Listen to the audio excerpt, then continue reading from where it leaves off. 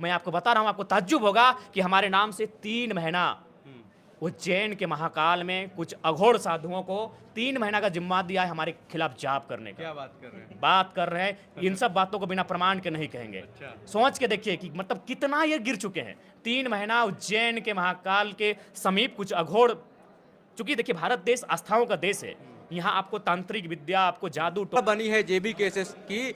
लगता है कि विधानसभा में 81 सीटों में चुनाव लड़ेंगे, लेकिन अभी की जो स्थिति है वो ऐसी है, जो है इनको पुरानी पार्टियां जो है वो इनको दबाने की कोशिश कर रही है।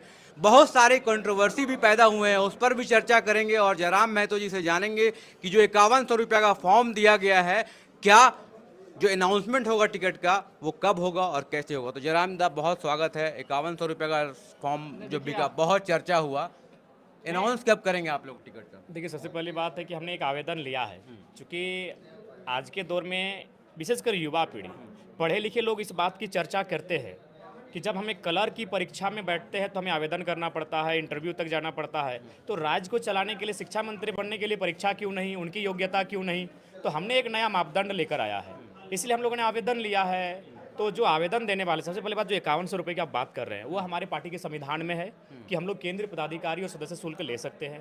हम लोग सदस्यता अभियान चला सकते हैं, 10 रुपये हर एक व्यक्ति से ले सकते हैं। हमारा जो सदस्य बनेगा, हम लोग आजीवन हमारे कोई सदस्य बन सकते हैं। तो इस तरह एक क्राइटेरिया है जो संवैधानिक शुल्क होता है।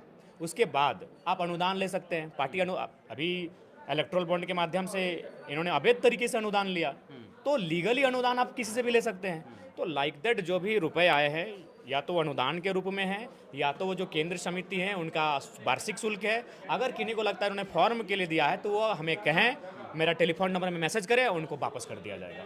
एकदम स्पष्ट है।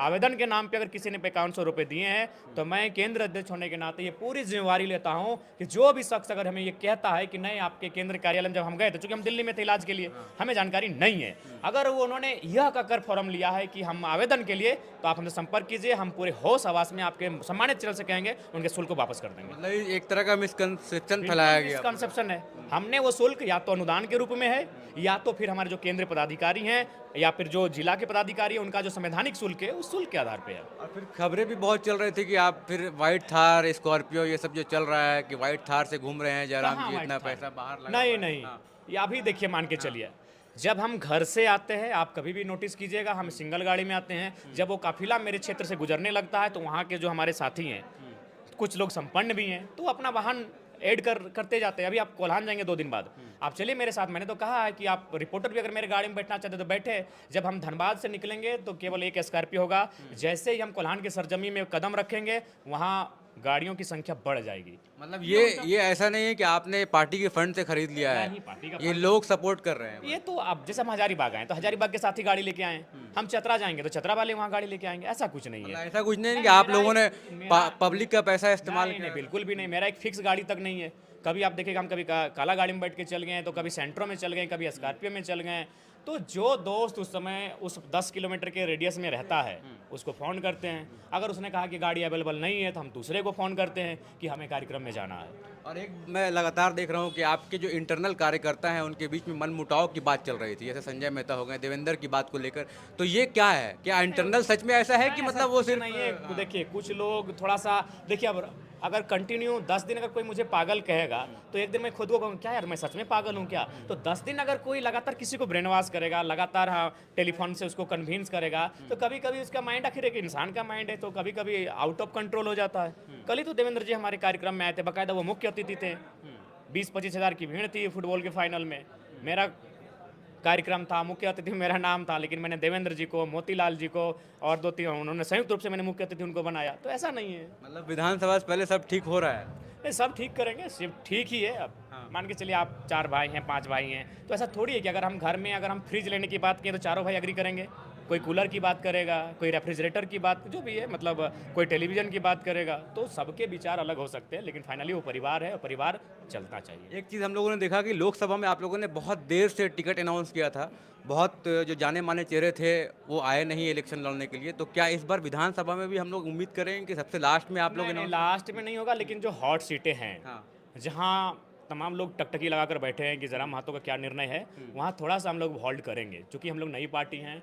फिर भी कब तक, नहीं, मतलब कितना? फिर भी उनको इतना है कि जो भी प्रत्याशी हैं उनको महीने भर से ऊपर समय दिया जाएगा, और बाकी जो सीटें हमें लगता है फर्स्ट वीक से सितंबर का हम लोग कोऑर्डिनेट करते हुए टिकटॉक की घोषणा कर दी जाएगी। और चर्चा पूरी चल रही है कि जयराम जी 2 सीटों से लड़ेंगे, डुमरी से और मांडू से, क्या ये सही बात है?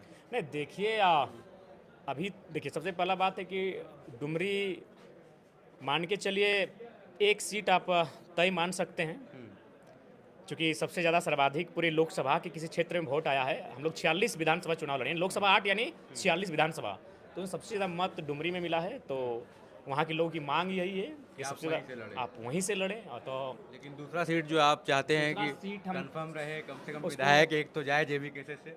दूसरा सीट चाहेंगे कि अभी सस्पेंस में रहे, हाँ, थोड़ा लोगों को उहापोह की स्थिति में रखें, थोड़ा असमंजस में रखें, थोड़ा सांसों को फलने फूलने दें, थोड़ा सा धड़कनों की रफ्तार को बढ़ने दें, उसके बाद दूसरी सीट की घोषणा होगी। मतलब कार्यकर्ता पूरा फील्ड वर्क करते रहेंगे आप। हाँ, उनको इंटरनली संदेश दे दिया गया है कि आप ग्राउंड में लग जाइए। और एक बात और, जैसे 81 विधानसभा है तो सब जगह आप लोग इस बार उतार रहे हैं। मैंने एकदम अनुमान रखिए कि आप जैसे कि हम लोग को 69 या 70 सीटों पे आवेदन मिले हैं, तो वहाँ तो लड़ेंगे जहाँ से आवेदन मिला है।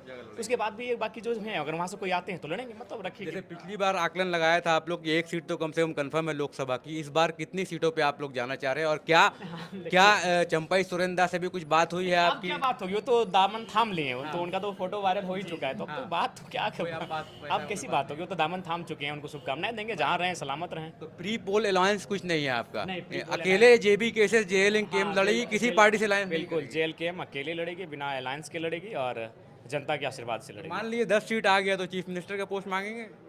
देखिए उसके लिए सबसे पहली बात हम लोग गांव-गांव जाएंगे कि हम लोग क्या करें। अगर ऐसी परिस्थिति आती है तो हम लोग जिन लोगों ने वोट किया है उनसे एक बार पूछेंगे कि हम लोग गठबंधन करने जाएं कि नहीं जाएं, या फिर हम लोग आपने हमें जनादेश दिया है उन 10 सीटों को लेकर, 5 सीटों को लेकर, 7 सीटों को लेकर हम लोग विपक्ष के रोल में रहें। ये जनता से पूछेंगे अगर ऐसी परिस्थिति हुई तो। लेकिन फिलहाल हमारा ध्येय सिर्फ और सिर्फ पूरी सीटों पर है, और हम लोग को इंडिपेंडेंट मैंने अपने दम पर इस चुनाव को फतह करने पर है। एक चीज़ और, एक बहुत सा दिन से मैं देख रहा हूँ कि सारा लोग मतलब पड़ा हुआ है नेगेटिव, जयराम को जो नेगेटिव फील्ड में दिखाना, नेगेटिव इमेज दिखाना। मैं पूछ रहा हूँ, सवाल है मेरा, मैं ऑब्जर्व कर रहा हूँ, तो क्या ये जो 30-35 साल का युवा है ये इतना बड़ा बोझ कैसे ले रहा है? क्योंकि मैंने बड़े बड़े नेताओं को देखा है जिन्होंने राजनीति की जाते हैं, टूट जाते वो हैं, ब्रेन हमें हाँ उनका हालत खराब हो जाता है, परेशान रहते हैं, रात में नींद नहीं आती है। तो जयराम महतो क्या इन सब चीज़ों से कितना परेशान है?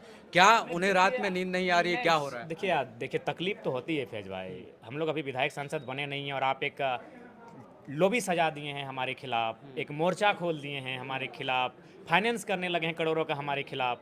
अरे सवाल साजिशें उनकी होती है जो सत्ता में आते हैं, उनसे सवालें होती हैं, चलिए फिर भी।